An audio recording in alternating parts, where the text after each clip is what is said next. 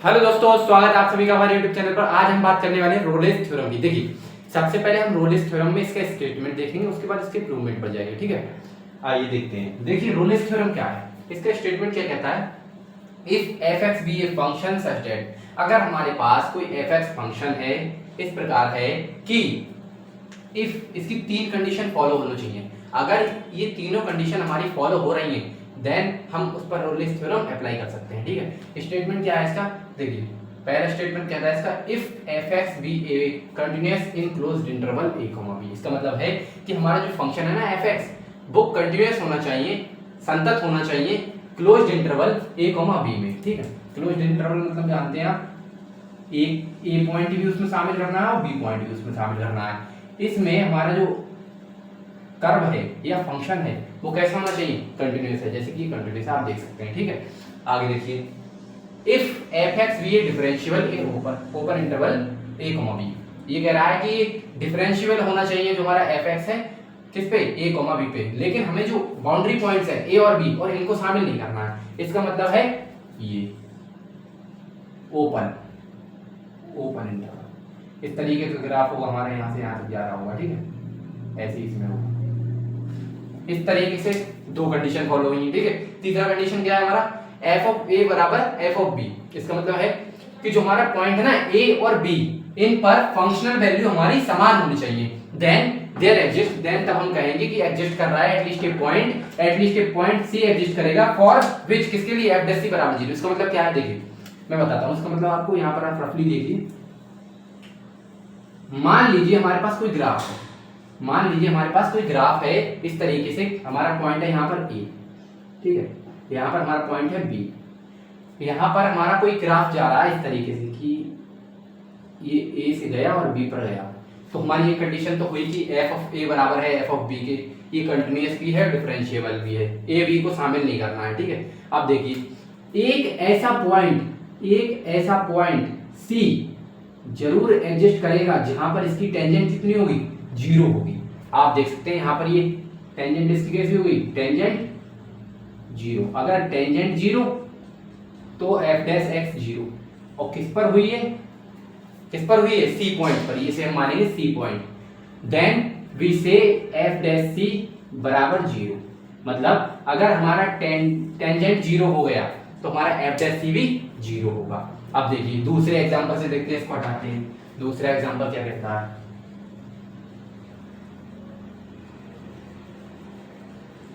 दूसरे एग्जांपल समझते हैं क्या कहता है। देखिए, मान लीजिए कोई हमारे पास फंक्शन है a से b में जा रहा है, ठीक है, नीचे लिख लो उसको, a से b में जा रहा है। अगर मान लीजिए वो डिक्रीजिंग फंक्शन है हमारा, इसका मिनिमा हमें नहीं मिल रहा है। देखिए इस पर भी इसकी टेंजेंट कितनी हुई, टेंजेंट ये देखिए यहाँ पर भी 0 हुई। तो आप देखिए ग्राफ आप कैसे भी मान लीजिए, ये a और b की वैल्यू समान है, a और b की फंक्शनल वैल्यू समान है, लेकिन a और b अलग है, कंटीन्यूअस भी है, डिफरेंशिएबल है ये। तो इसके लिए हमें एक पॉइंट ऐसा मिलेगा c मिलेगा जहां पर इसकी टेंजेंट कितनी होगी, टेंजेंट 0 होगी। टेंजेंट की बात कर रहा हूं मैं, टेंजेंट अगर टेंजेंट 0 होगी तो उसी पॉइंट पर f डैश c भी 0 होगा, ये मैं आपको बता चुका हूं। ठीक है, अब मान लीजिए कोई हमारे पास कांस्टेंट फंक्शन है, कांस्टेंट फंक्शन मतलब देखिए, मान लीजिए कोई हमारे पास कांस्टेंट फंक्शन है, यहां से लेके यहां तक जा रहा है, ये भी तो फंक्शनल वैल्यू a से b तक अटेंड कर रहा है। मान लीजिए यहां पर a है, यहां पर b है, ठीक है, यहां पर भी f ऑफ a और f ऑफ b बराबर है। मान लीजिए कोई कांस्टेंट फंक्शन, तो यहां पर आप देख सकते हैं प्रत्येक पॉइंट पर c की जो वैल्यू है, c का जो टेंजेंट है वो 0 है। ठीक है, तो मतलब इनफाइनाइट मेनी टाइम्स कितने मिलेंगे हमारे पास, c मिलेंगे जो हमारे पास f डैश 0 होंगे, कितने, इनफाइनाइट मेनी टाइम्स। और एक ग्राफ और लेके आपको बताता हूं मैं। मान लीजिए एक ग्राफ आपका इस प्रकार का है, कैसा है कि यहां से आप चले, ठीक है, यहां से आप चले इस तरीके से और वहीं पे आ गए आप, तो आप देख सकते हैं आपका f ऑफ a और f ऑफ b तो बराबर है, ये बराबर ही है, समझो ये बराबर नहीं। लेकिन हमारे टेंजेंट यहाँ पर कितनी बार 0 हुई, हमारे टेंजेंट यहाँ पर कितनी बार 0 हुए, 2 बार 0 हुए। तो यहाँ पर हमें f डैश c की वैल्यू 0 कितनी बार मिल रही है, 2 बार मिल रही है, क्योंकि हमारे टेंजेंट 2 बार 0 हुए। इसमें इनफाइनाइट मेनी टाइम्स 0 हुए और इसमें एक बार 0 हुए। तो हम कह सकते हैं इससे हमको पता चलता है कि एटलीस्ट एक बार तो हमारा f डैश सी जीरो हो रहा है, तो वही हमने लिखा है then there exist at least a point c for which f dash c बराबर जीरो। मतलब एक बार तो हमारा c एग्जिस्ट करेगा अगर वो ग्राफ कैसा है, कंटीन्यूअस है और डिफरेंशिएबल है और किसी पॉइंट f ऑफ a उसका फंक्शनल वैल्यू और f ऑफ b अगर बराबर है। अब इसके प्रूवमेंट को हम देखते हैं, इसका आप स्क्रीनशॉट लीजिए। आइए अब प्रूवमेंट को देख लेते हैं। देखिए रोलेस थ्योरम का प्रूफ क्या कहता है, सबसे पहले हम एक f फंक्शन जो कंटीन्यूअस है उसे मानेंगे। देखिए f is continuous in a, b, ये मैंने आपको स्टेटमेंट में बताया था, ठीक है, ये मैंने मान लिया। सो इट इज बाउंडेड, सही बात है। अगर हमारा फंक्शन कंटीन्यूअस है a, b में, अगर हमारा फंक्शन कंटीन्यूअस है a,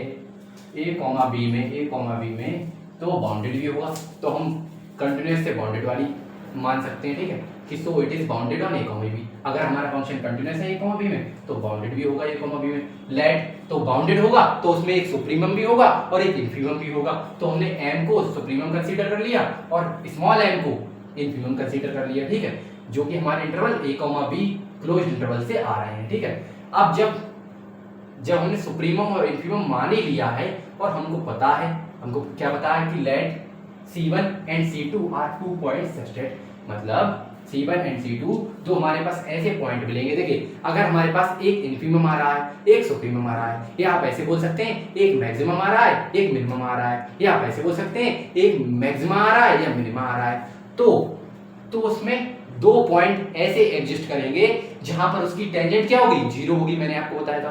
तो यहाँ पर C1 एंड C2 हम तो कंसीडर कर रहे हैं पॉइंट जिन पर इसकी टेंजेंट जीरो है। तो जब टेंजेंट जीरो है तो FC1 को हम मिनिमम मान लेते हैं, FC1 को हम मिनिमम मान लेते हैं, मिनिमम को स्मॉल m से डिनोट करते हैं और FC2 को मैक्सिमम मान लेते हैं जिसे हम बड़े m से डिनोट करते हैं, ठीक है, कैपिटल M से डिनोट करते हैं।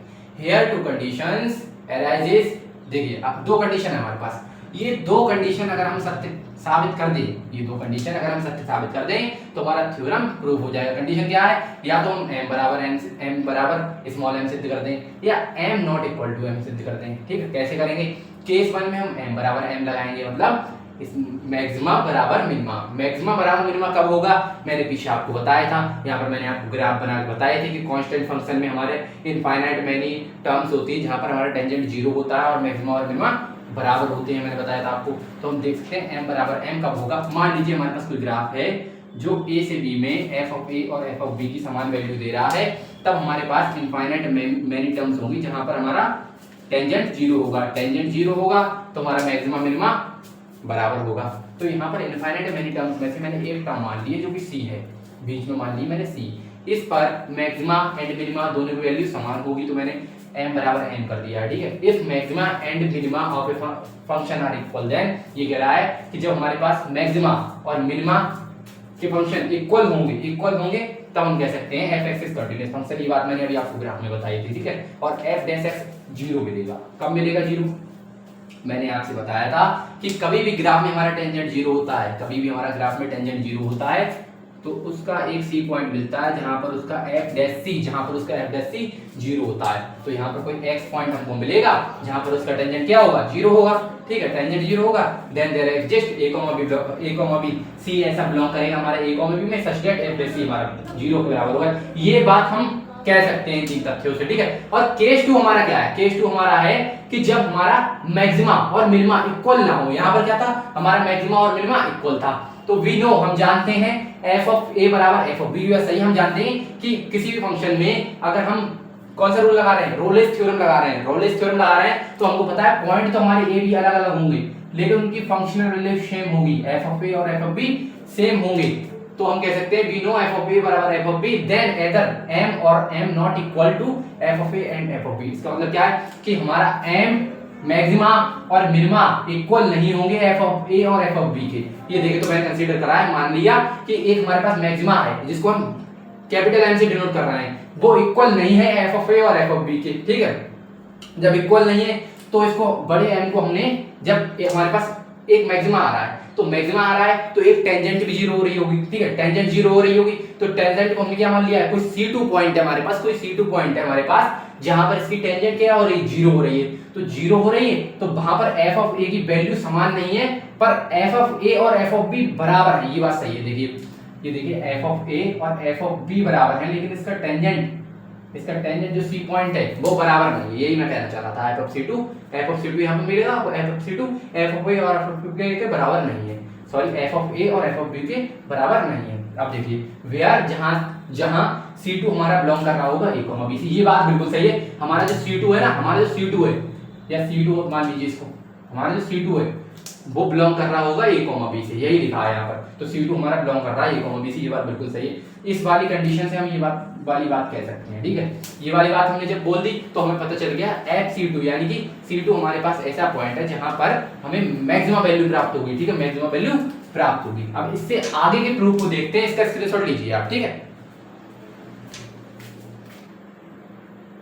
आइए आगे के प्रूफ को देखते हैं। देखिए आगे का प्रूफ क्या है, ये बात हमको पता है कि fx छोटा है f ऑफ C2 से, ये मैंने आपको ग्राफ के थ्रू बताया था, ठीक है, या बराबर है हम कह सकते हैं। बराबर किसमें था, बराबर था हमारा जो कांस्टेंट फंक्शन था उसमें, ठीक है। और for all values of x belongs to a, b, ये भी बात सही है।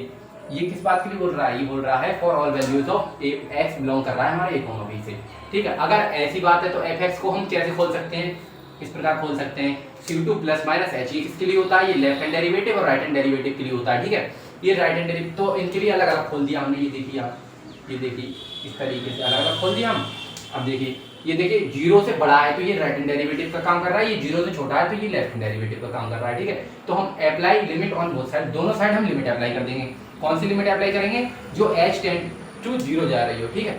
अब देखिए f of C2 plus h, एक बार प्लस का लिख लिया, ठीक है, प्लस h माइनस का f of C2 upon minus का h, ये वाला लिख दिया पूरा, ये वाला पूरा उतार दिया यहाँ पर, जो कि बड़ा है 0 से। ये किसका काम कर रहा है, ये हमारा राइट हैंड डेरिवेटिव का काम कर रहा है। किस पर काम कर रहा है, जो पॉइंट है हमारा C2 उस पर काम कर रहा है, ठीक है। अब देखिए अगर हमारा लिमिट लग रहा है h टेंड्स टू 0 तो f of C2 minus h minus f of C2 upon h, ये 0 से छोटा है तो ये किसका काम कर रहा है, ये लेफ्ट हैंड डेरिवेटिव का काम कर रहा है, लेफ्ट हैंड डेरिवेटिव का, ये राइट हैंड डेरिवेटिव का काम कर रहा है। तो आप देख सकते हैं एट पॉइंट C पर left hand derivative not equal to right hand derivative which is contradiction. इसका मतलब क्या है, देखिए जो हमने बताया आपको लेफ्ट हैंड डेरिवेटिव और राइट हैंड डेरिवेटिव ये इक्वल नहीं है, ये सिर्फ एक विरोधाभास है। क्या है, ये सिर्फ एक विरोधाभास है। तो इससे हम कह सकते हैं fx हमारा जो है वो डिफरेंशिएबल है a, b में, और fx is also differentiable eight x बराबर C2, a, b में डिफरेंशिएबल है तो x बराबर C2 पर भी होगा। क्यों, क्योंकि जो हमारा a और b इस तरीके से कोई ग्राफ जा रहा है, मान लो यहाँ से यहाँ पर, तो आप देख सकते हैं हमारे पास एक टेंजेंट C पॉइंट होगा जो कि a, b से बिलोंग कर रहा है, जो कि a, b से बिलोंग कर रहा है। जब a, b में डिफरेंशिएबल है फंक्शन हमारा तो C पॉइंट पर भी डिफरेंशिएबल होगा, यानी कि C2 पॉइंट पर, ये C2 पॉइंट बनाना था मैंने आपके लिए, ठीक है, C2 पॉइंट पर डिफरेंशिएबल हुआ, ठीक है। देन तब हम कह सकते हैं कि FC2 प्लस माइनस सॉरी बराबर FC2 माइनस, इसका मतलब क्या है, जो हमारा C पॉइंट पर C2 पॉइंट पर राइट हैंड डेरिवेटिव है और लेफ्ट हैंड डेरिवेटिव है भी इक्वल है और 0 के बराबर है। क्यों 0 के बराबर है, क्योंकि ये कंट्राडिक्शन बोला है इसमें, क्योंकि विरोधाभास है, विरोधाभास है इसलिए 0 के बराबर हो गया। और देन वी प्रूव दैट कि हमारा रोलेस थ्योरम क्या होता है, ठीक है। और बस आज के लिए इतना ही। Thank you so much for watching this video. अगर हमको हमारा दिया हुआ कंटेंट पसंद आया है तो चैनल को लाइक सब्सक्राइब कर सकते हैं। धन्यवाद।